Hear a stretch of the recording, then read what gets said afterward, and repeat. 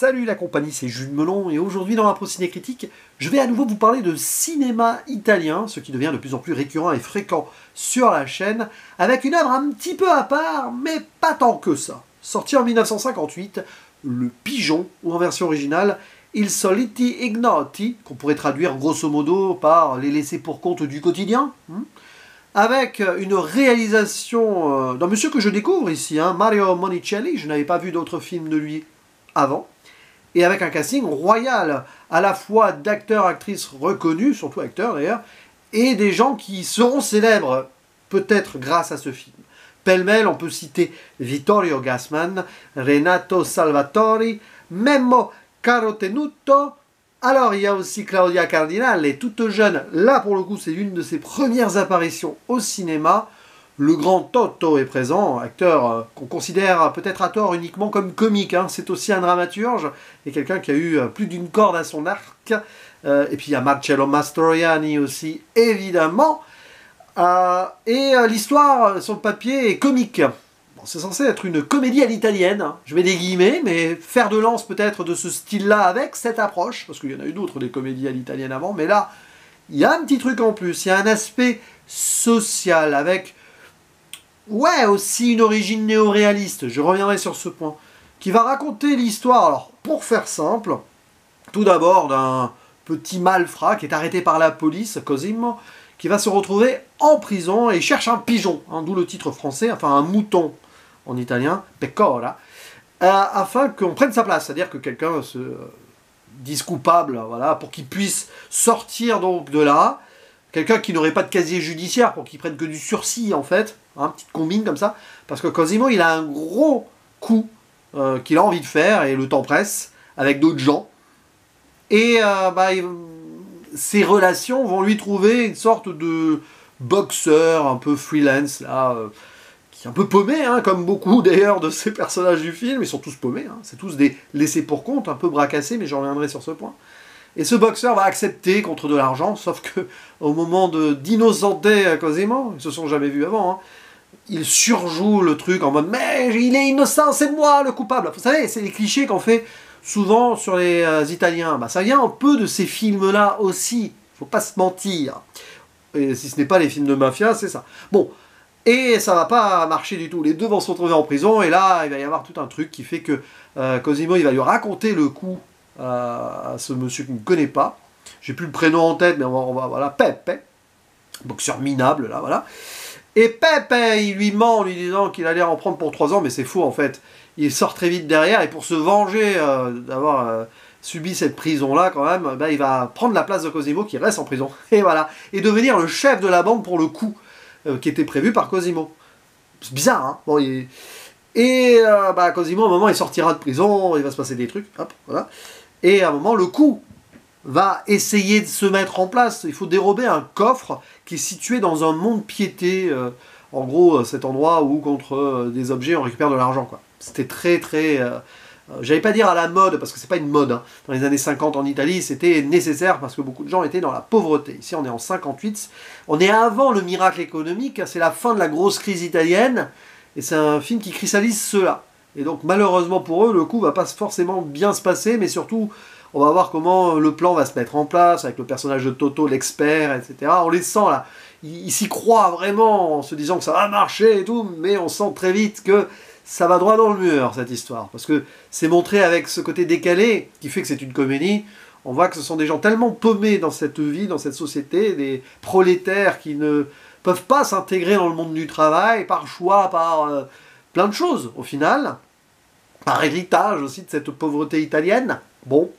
Et qui sont à bout et en fait font vraiment des bêtises. Et puis quand à un moment il y a le plan qui peut se mettre en place, il y a une potentielle histoire d'amour qui vient s'en mêler, enfin de l'humanisme notamment pour ce personnage de Pepe le boxeur qui va refuser d'utiliser une jeune femme pour laquelle il est pris un peu, enfin voilà, parce que sinon elle pourrait risquer elle aussi beaucoup de choses.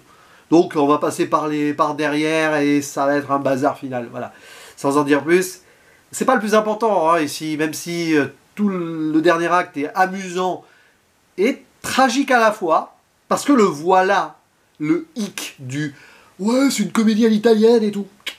Et pourquoi le film est important dans l'histoire du cinéma? Alors moi je le découvre là, mais il m'a fasciné sur pas mal de points, et pourtant, je ne peux pas dire que c'est le meilleur film italien que j'ai vu, et même de ces dernières semaines, et c'est ça qui est intéressant. Mais ce que l'on sent ici, c'est qu'au-delà de la comédie, de la commedia dell'arte, parfois, de cet héritage-là, nous avons l'aspect humain, néo-réaliste, social, qui lorgne vers un tragique, parfois grotesque, mais qui englobe quelque chose, qui fait que ce métrage, en fait, Le Pigeon, respire l'humanité, les défauts de celle-ci, et des défauts dans les défauts, finalement, parce que ce sont quand même des braqueurs, hein, récidivistes pour la plupart, qui sont prêts à tout pour, et qui refusent de travailler. Alors sur le papier, hein, vous voyez, mais on voit aussi qu'ils, s'ils en sont arrivés là, c'est pas par choix. Il y a même une question de destin, le fameux fatum derrière, qui renforce l'idée de tragédie, selon moi, avec un moment, un drame, hein. Je ne vais pas dire lequel, mais il y a une scène qui est assez dure et soudaine, surtout, avec un tramway. D'ailleurs, le tramway, on le voit, c'est un motif qui revient. Peut-être ce cinéma qui commence à être en mouvement aussi, à la fin des années 50, mais mouvement pour aller où? Pour aller droit au mur, au cimetière? Bonne question. Et tous ces personnages-là semblent, on va dire, destinés à foirer, parce que la société ne leur a pas donné d'autres possibilités. Et ça en est triste par moments et touchant.